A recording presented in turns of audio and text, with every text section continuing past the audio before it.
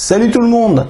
Maintenant que j'ai tout reçu, mes cellules LTO, ma carte BMS, à présent je vous propose de procéder à l'assemblage de la batterie.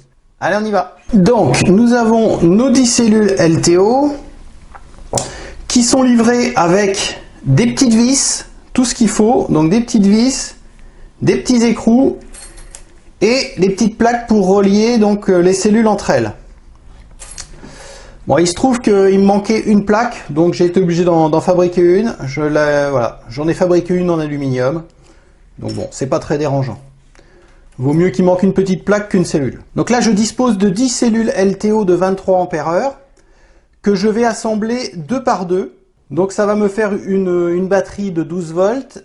En les couplant 2 par 2, ça va permettre de pouvoir tirer 2 fois plus d'intensité. Comme je vous l'avais expliqué dans la vidéo précédente de la présentation de ces cellules, donc chaque cellule peut tirer 120 ampères en nominal, donc de façon constante. Je pourrais tirer 2 fois plus, donc 240 ampères avec les deux. En fait, mon but, ce n'est pas de tirer 240 ampères, c'est surtout de descendre au niveau du taux de décharge.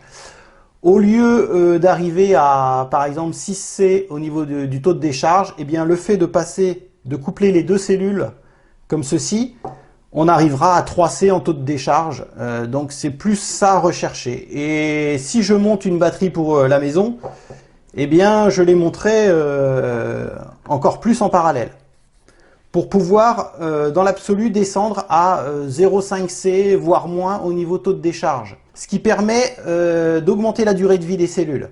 Donc on va commencer l'assemblage. Donc nous avons ces petites vis qu'on insère dans les orifices.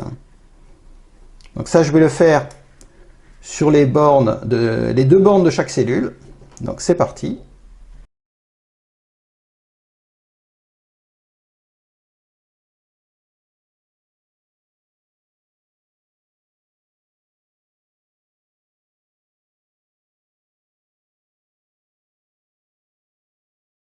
Et voilà, nous avons toutes nos vis insérées dans les cellules. Ce qu'il nous reste à faire, donc, c'est mettre les plaques, comme ceci, sur chaque cellule. Je vais déjà commencer à insérer toutes les plaques qui vont relier deux cellules entre elles, comme ceci. Et ensuite, eh bien, je vais rajouter mes plaques pour faire le circuit, pour arriver à 12 volts. Le B- de ma carte BMS doit être relié au moins de ma batterie. Donc je prends le premier câble moins B- qui correspond au NAP, à la fonction d'équilibrage, pour aller la relier avec le B- général, le pôle négatif de l'ensemble des cellules. Donc je vais les souder. Donc ça vient se connecter sur le gros pôle B- ici de la carte. Donc là, on est sur le pôle moins de l'ensemble de la batterie.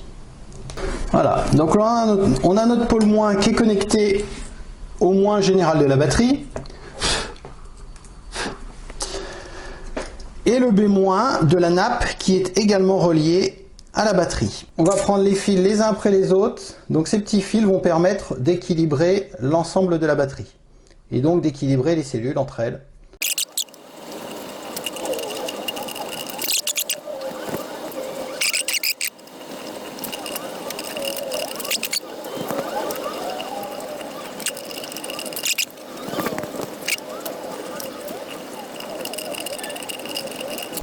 Voilà. Donc là, tout est connecté. On va contrôler la tension de la batterie actuellement. Donc là, on a le pôle moins, là on a le pôle plus. On est à 10 volts 92. Voilà, 10 volts 92. Elle n'est pas chargée. Notre carte BMS s'allume. Donc on va contrôler maintenant sur l'application si on a bien les informations. Donc on va configurer la carte déjà. Donc on lance l'application BMS. Elle voit bien notre carte BMS, on la sélectionne. Là, et là on arrive sur la page générale de la carte BMS. Donc là, On va aller dans Settings pour configurer notre carte. Le premier cadran bleu est une configuration pour le lithium-ion. Le deuxième pour le LiFePO 4. Et nous, ce qui nous intéresse, donc, c'est la troisième qui correspond à la configuration pour du LTO.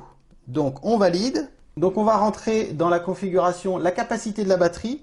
Les options de charge, par défaut, elles sont réglées à 2,8 volts avec une tension de charge maxi de 10 ampères. Au niveau de la décharge, elles sont réglées à 1,8 volts en tension de décharge mini. Et là, dans la configuration, on voit qu'en décharge, elle est configurée sur 200 ampères.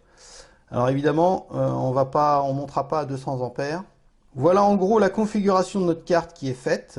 Donc là on remarque sur la page générale la tension à chaque borne de cellule. Donc la première est à 2 volts 216, la deuxième 2 volts 123, la troisième 2 volts 184, la quatrième 2 volts 168 et la dernière à 2 volts 216. Donc a priori tout fonctionne pour l'instant. Il ne reste plus qu'à tester la charge et la décharge. Donc là j'ai branché mon pack de batterie sur la carte BMS et la carte BMS je l'ai branchée sur un petit régulateur de charge solaire sur lequel se trouve un petit panneau solaire de 100 watts. Donc là il affiche bien 10,9 volts au cadran. Donc ça a l'air de fonctionner. La charge est en train de se faire. Donc là on est en fin de journée, il n'y a pas de soleil aujourd'hui. Le régulateur de charge indique bien que ça charge, mais le courant est très très faible. Donc on verra d'ici quelques jours si la batterie prend bien la charge. Donc je contrôlerai sur l'application Bluetooth et je vous tiens au courant. Allez, à bientôt!